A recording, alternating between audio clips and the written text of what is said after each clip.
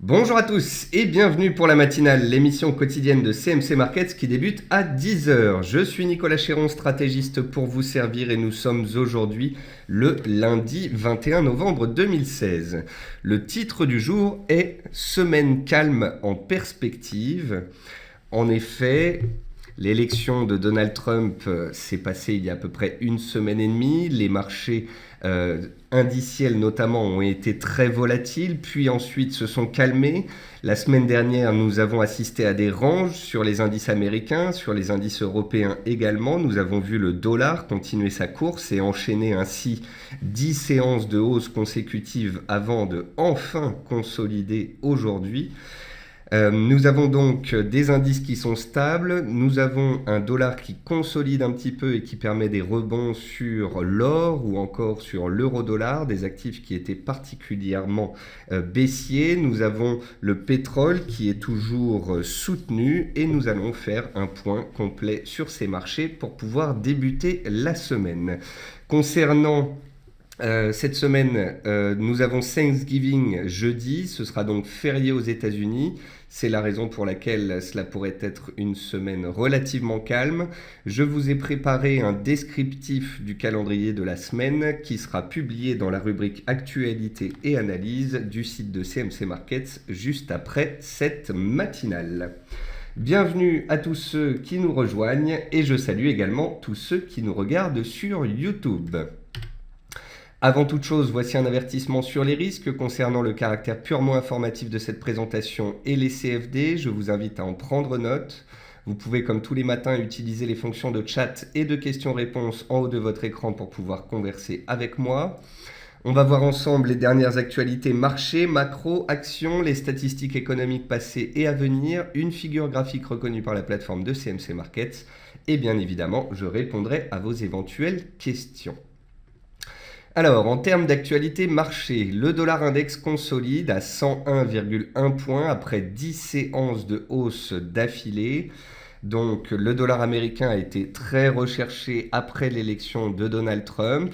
Les marchés anticipent désormais une hausse de taux pour le mois de décembre avec une probabilité d'environ 96% selon les Fed Funds. C'est ce qui a tiré le dollar sur des nouveaux plus hauts de 13 ans. C'est ce qui a expliqué ce mouvement très puissant qui s'est développé pendant l'espace de 2 semaines.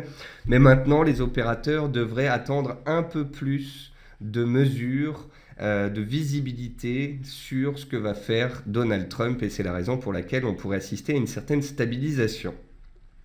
C'est la 7e séance de range pour le CAC 40, entre 4480 points et 4560 points. Le CAC, le DAX, le S&P, le Dow Jones sont très neutres.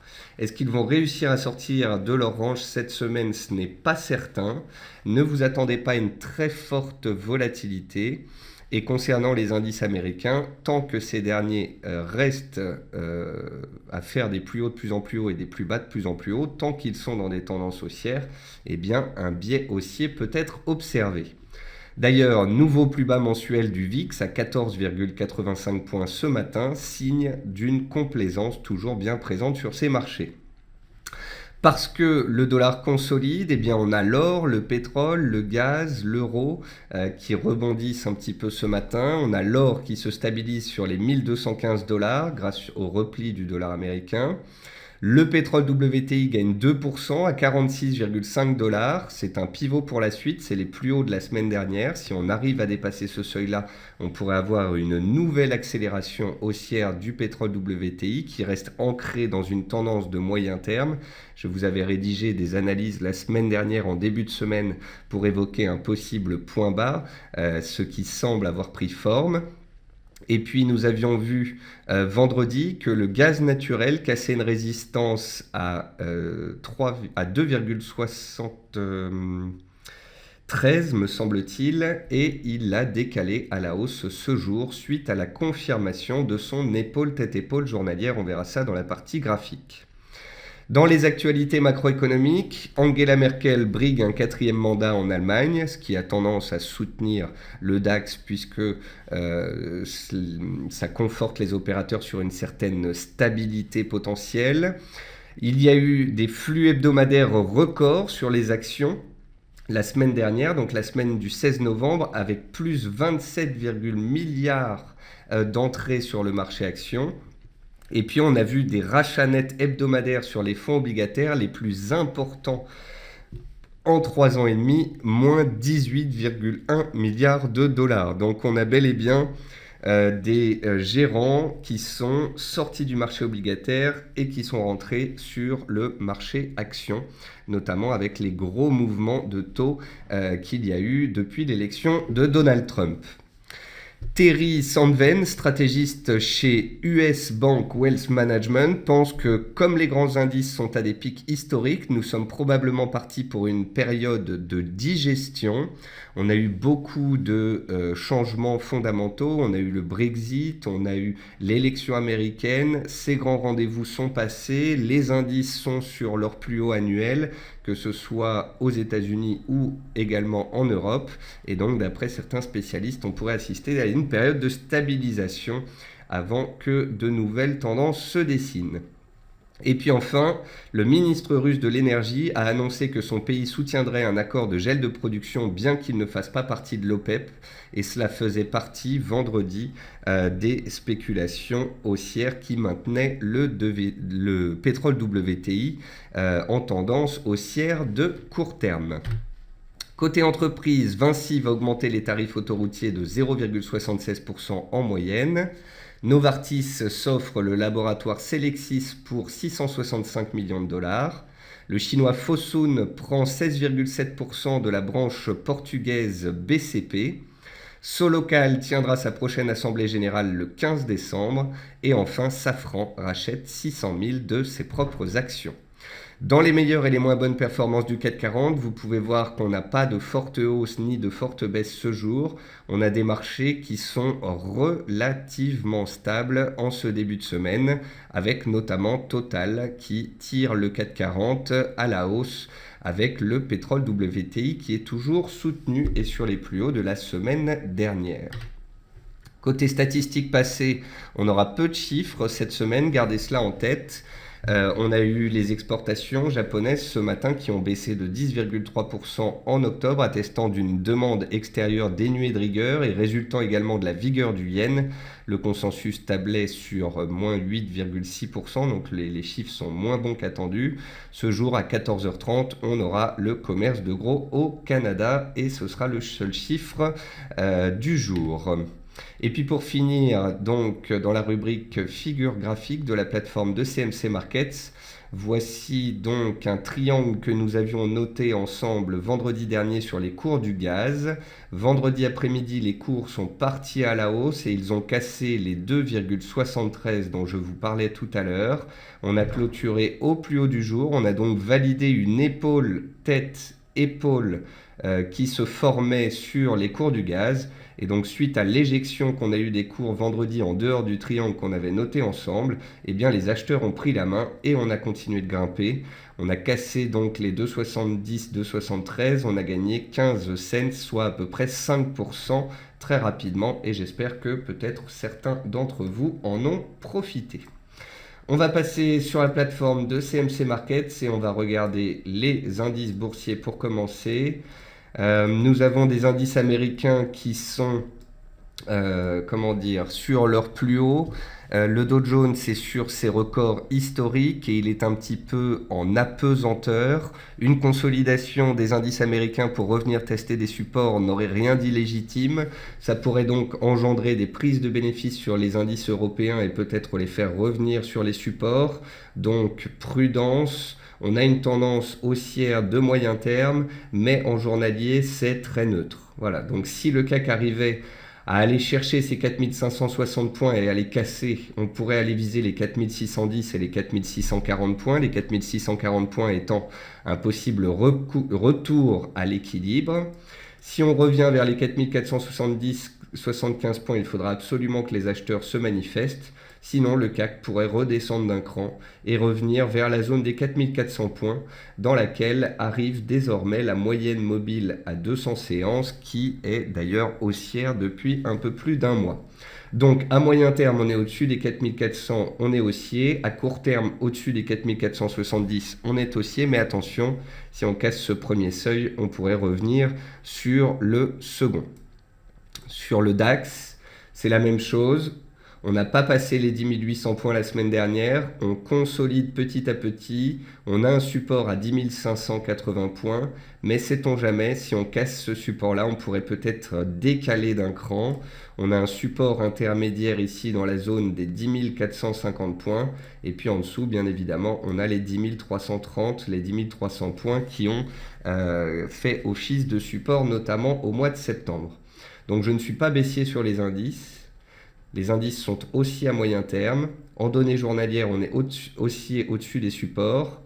Mais en l'absence de catalyseur de taille et parce que les indices américains sont un petit peu en apesanteur et relativement hauts, je ne serais pas étonné d'une consolidation des indices américains pour revenir vers des supports, auquel cas les indices européens pourraient peut-être faire preuve d'une certaine fragilité.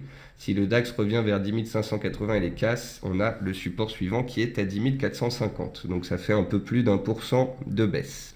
Alors pourquoi est-ce que je vous dis ça? Eh bien tout simplement parce que quand je regarde les indices américains, notamment le Dow Jones, eh bien le Dow Jones il est haussier en données mensuelles, il est haussier en données hebdomadaires, il est haussier en données journalières, mais il plafonne un petit peu à court terme. Il s'inscrit à très court terme ici, donc dans un triangle. Je vais retirer les bandes de Bollinger pour plus de lecture, je vais retirer les niveaux intermédiaires, et donc voilà, ici, là, à 10 670 points, on a les anciens plus hauts annuels et historiques du Dow Jones. Donc même si la tendance haussière devait perdurer, on pourrait assister à un petit repli. Donc l'option numéro 1, c'est qu'on reste au-dessus des plus hauts de la semaine dernière, en tendance haussière. On fait des plus bas de plus en plus haut, les acheteurs prennent la main et on part à la hausse. Au contraire, si parce qu'on est la semaine de Thanksgiving, qu'il n'y a pas beaucoup d'actualité et que les opérateurs préfèrent opter pour des prises de bénéfices, si on casse les plus bas des dernières séances, le Dow Jones pourrait revenir vers les 16 680 points. Il perdrait ainsi à peu près 1,5%, et c'est les fameux 1,5% que je vous montrais tout à l'heure à la baisse potentielle sur le DAX et le CAC 40. Donc, si et seulement si le S&P et le Dow Jones restent très solides et continuent leur course haussière, le CAC et le DAX pourraient rapidement réagir et repartir à la hausse. Si par contre le Dow Jones commence à consolider et à revenir vers ses anciens plus hauts, alors les indices européens pourraient casser leur support de court terme pour aller chercher les suivants. Donc, un sentiment plutôt positif à moyen terme, des tendances haussières à moyen terme, mais une consolidation de court terme qui n'est pas inconcevable, bien au contraire. Et sur le S&P, c'est la même chose, sauf que sur le S&P, si on venait à consolider, ce serait une consolidation sous les plus hauts annuels et historiques. Je vous rappelle que vendredi, le S&P a touché les 2190 points ou presque, soit ses plus hauts annuels en cours de clôture. Il est donc sous résistance et pourrait tout à fait opérer une petite consolidation avant d'éventuellement repartir dans le sens de sa tendance principale. Donc le Dow Jones et le SP500 sont haussiers dans toutes les unités de temps. Je suis tout simplement à court terme prudent au cas où des prises de bénéfices interviendraient sur ces indices-là. Les indices européens pourraient faire de même et revenir vers des supports un petit peu plus importants. Donc voilà pour les indices qui restent haussiers mais neutres à très court terme. Et on les suivra dans les heures à venir. Ensuite, sur le marché action, on a CGG Veritas qui a cassé ses plus bas annuels vendredi et qui continue ainsi de chuter. Les vendeurs ont la main sur ce titre jusque nouvel ordre. Même si le pétrole est soutenu, eh bien la valeur est baissière et délaissée. Donc en l'absence de réaction haussière, les vendeurs gardent la main. Virbac, c'est une société qui avait cassé sa ligne de tendance mensuelle en place depuis 5 ans. Il y a à peu près 1 mois et demi, et vous pouvez voir que depuis la cassure de ce support, eh bien, les vendeurs ont la main et continuent d'appuyer sur le titre. Solocal, le titre est délaissé à court terme en attendant les prochaines négociations sur la dette. Genfit, titre spéculatif toujours bloqué sous sa résistance des 19,30-19,50. Tant qu'on bloque sous ce seuil, la tendance est baissière. Si on arrive à casser cette résistance, enfin, un potentiel haussier pourrait se dessiner, mais à court terme, ça reste baissier, bloqué sous résistance. Sequana, toujours baissière. Nicox, délaissé. Technicolor, comme Virbac, elle avait cassé son oblique de tendance haussière suite à la publication de ses résultats au mois d'octobre. Depuis, les vendeurs ont la main. Donc vous pouvez voir que quand on casse des obliques de moyen à long terme, suite à des résultats par la suite, généralement, le marché ne fait pas de cadeau. Vous pouvez voir sur Technicolor comme sur Virbac, quand l'oblique est cassé, eh bien la baisse est prononcée. Dans les hausses, on retrouve Valorec, qui a bien rebondi sur son support des 4,55 euros, mais qui nécessite des indices haussiers puis un pétrole qui arrive à se distinguer à la hausse pour pouvoir décaler. Pour l'instant, les indices sont neutres et le pétrole se cherche, donc le titre se stabilise, mais rien de plus. Sous les 4,55, des risques de dérapage baissier. Au-dessus des 4,55, un potentiel haussier toujours possible. Ça, c'est Eramet. Eramet, elle est dans un canal haussier de moyen terme. Elle a bloqué sous sa borne haute la semaine dernière. Elle a consolidé dessous. Et puis là, le titre se stabilise. Thales, c'est une belle tendance haussière qui continue de se dessiner. Et puis après, il n'y a rien de spécial. Forestia, les valeurs du secteur automobile qui sont toujours recherchées. Je regarde d'autres titres, non. Air Liquide, c'est un range absolument neutre, il n'y a rien à dire dessus. EDF, elle est toujours dans son petit range et elle se cherche, donc rien à voir là-dessus non plus. On va passer sur les matières premières, puis ensuite sur le Forex. N'hésitez pas donc à me demander de regarder certains actifs, je le ferai juste après avoir passé donc ces actifs en revue. Ça, c'est le gaz naturel. Donc le gaz naturel, on avait vu au mois d'octobre qu'il y avait une consolidation forte qui se faisait. Ici, début novembre, on a vu qu'on travaillait un support de moyen terme. Ensuite, on a vu ici, entre le 8, 9, 10, 11 novembre, qu'on formait un triangle dont on pouvait s'échapper par le haut. Il avait fonctionné, on était parti à la hausse. Ensuite, je vous avais dit qu'on était dans un autre petit triangle de court terme bloqué sous les 2,73. On a violemment cassé les 2,73 vendredi. Et on a donc décollé de 2,73 à 2,89, donc 160 points dans la foulée. Voilà, c'était un beau signal donné sur les cours du gaz. Concernant les cours du cuivre, après une semaine de stabilisation, de prise de bénéfices, eh bien, les acheteurs semblent vouloir reprendre la main, mais ça reste neutre. Concernant les cours des pétroles, ils sont toujours bien soutenus. On est dans une tendance haussière de moyen terme sur les pétroles. La moyenne mobile, comme sur le 440, se retourne à la hausse. La moyenne mobile à 200 séances. Et elle est en soutien et elle est haussière. Donc vous voyez ici, vendredi, stabilisation. Aujourd'hui, lundi, les acheteurs tentent de prendre la main. Et le pivot dont je vous parlais au début de cette émission, c'est les 46,50 $. Les 46,50 $ devront casser pour qu'on puisse aller chercher les 48,8 $. Sous les 46,50, une latéralisation peut avoir lieu. Et le Brent, c'est la même chose. Le Brent, il essaye de dépasser ses plus hauts de la semaine dernière. Il a rebondi sur un support clé ici, les 43,50 $. Il est dans un mouvement haussier. Tant qu'on fait des plus bas et des plus hauts de plus en plus haut, les acheteurs ont la main et on peut continuer de grimper. Bien sûr, le pétrole dépendra des stocks de pétrole et des spéculations sur un hypothétique gel de la production des pays producteurs. Ensuite, dans les matières premières agricoles, on constate une stabilisation des cours du maïs et du blé. Les cours du blé sont dans un range et se cherchent. Les cours du maïs, ils étaient sortis d'un range et puis ils sont en train de le réintégrer. Donc peut-être qu'il faut voir les choses différemment, comme ceci. Donc on s'est stabilisé, on avait une tendance baissière, un rebond haussier, puis là c'est une latéralisation qui se met en place. Ensuite les cours de l'or, on assiste à une stabilisation des cours au-dessus de la zone support de moyen terme. Donc je vous ai expliqué que sur l'or, entre 1185 et 1200 $, on avait un gros support de moyen terme, on s'est arrêté juste avant. Donc ici, stabilisation des cours du pétrole, grâce notamment à la consolidation des cours du dollar index. Comprenons par là que si les statistiques à venir sont mauvaises et que le dollar devait baisser, l'or pourrait remonter vers 1230 voire 1250 dollars. Si au contraire le dollar consolide ce jour et reprend sa tendance haussière par la suite, grâce à de bons chiffres américains, le dollar reprendrait sa hausse et l'or irait peut-être chercher ce fameux support de moyen terme. Pour l'instant, je suis prudent sur le rebond de l'or et des paires en dollars, car le dollar reste quand même sacrément aussi à moyen terme.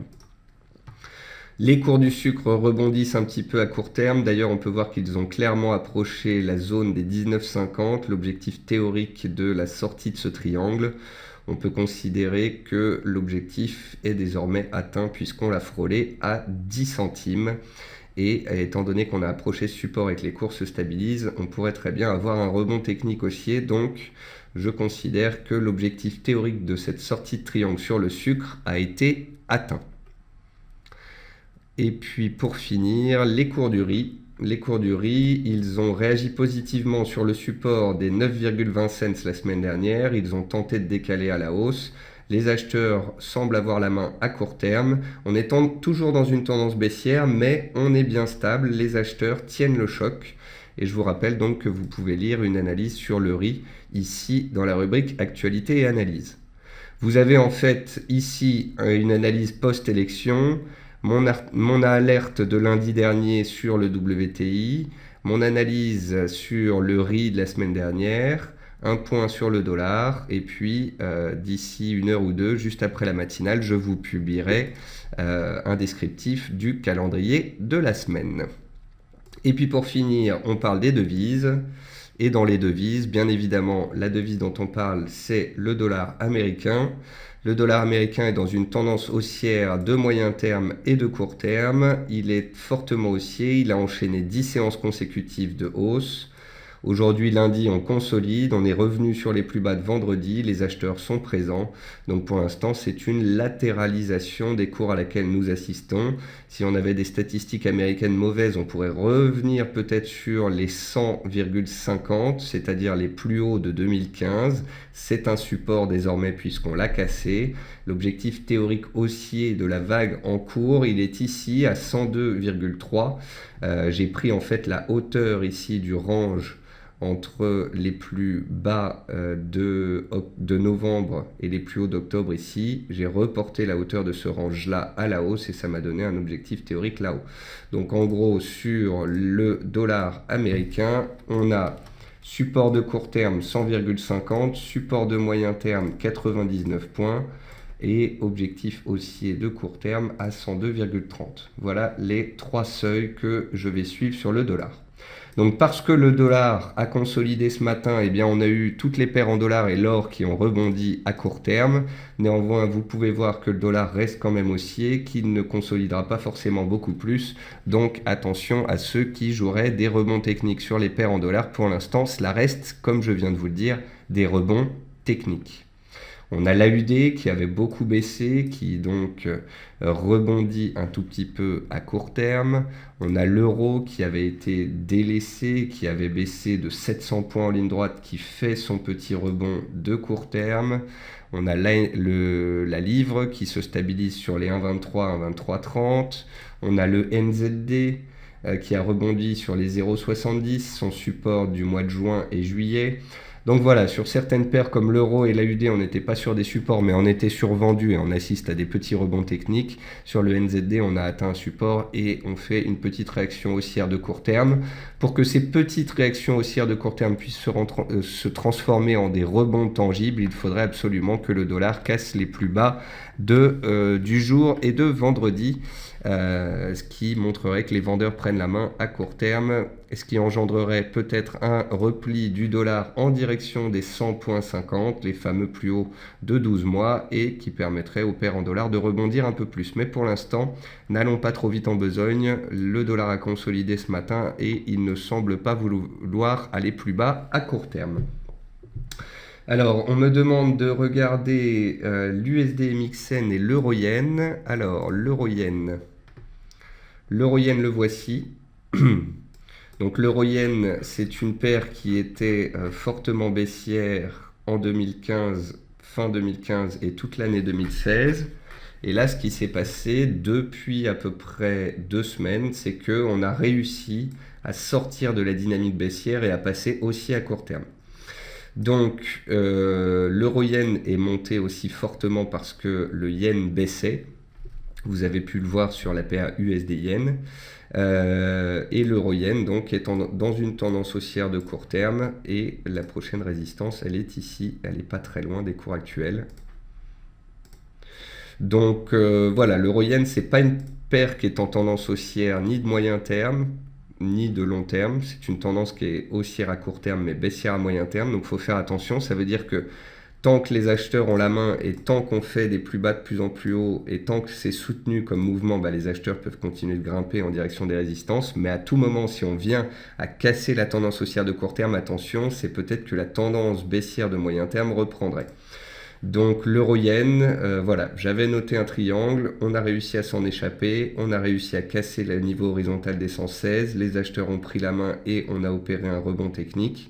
Mais attention, la tendance haussière pourrait être fragile à l'approche de certaines résistances. Concernant l'USD MXN, donc le voici, l'USD MXN, donc c'est le dollar contre le peso mexicain.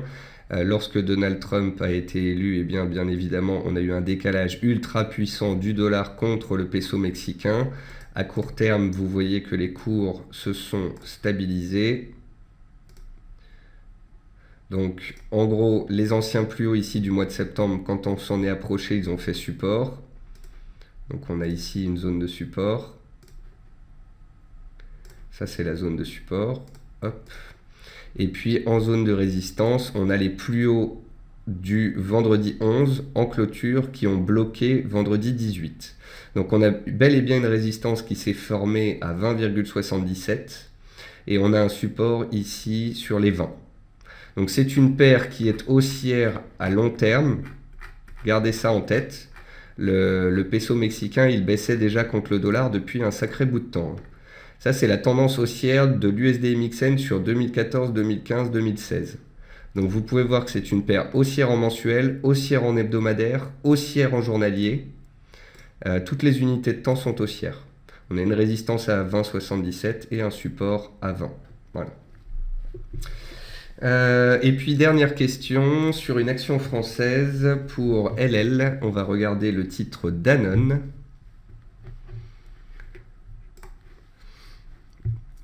Hop là, ensuite donc je vais clôturer cette émission, puis je vous publierai un descriptif du calendrier de la semaine, puis je vous publierai des graphiques sur Twitter, et enfin on se retrouvera à 15h45 pour faire le point de l'après-midi. Alors Danone, c'est une belle tendance haussière, 2009, 10, 11, 12, 13, 14, 15, 16, vous pouvez voir que c'est une sacrée tendance haussière de long terme. On a une oblique ici qui passe par tous les plus bas à moyen terme. On est en train de s'en approcher. On a un support horizontal qui est pas loin sous les pieds du titre. Il est ici. Donc vous pouvez voir que l'on a une tendance de long terme haussière avec une oblique qui passe vers les 57 €. Et on a, à moyen terme, on va dire, c'est très neutre depuis 1 an. Et on arrive à proximité d'un gros support horizontal vers 57 €. Donc je dirais que c'est une zone de prix, 56, 50, 57. Voilà, ça c'est la zone de prix que le titre Danone doit absolument tenir. Si on tient cette zone de prix, on peut rester dans le range et stabiliser puis repartir dans le sens de la tendance haussière de long terme. Si par contre on casse cette zone de prix, c'est qu'on casse un niveau horizontal de moyen terme et qu'on casse l'oblique de tendance haussière en place depuis 6 ans. Donc Danone approche bel et bien d'un point névralgique, d'un gros support de moyen long terme. Mais attention, il faudra une réaction positive sur ce seuil pour évoquer une poursuite haussière, car pour l'instant, les vendeurs ont la main depuis début septembre. La tendance baissière est assez forte sur les 2 derniers mois. Donc, ce support pourrait être mis en danger.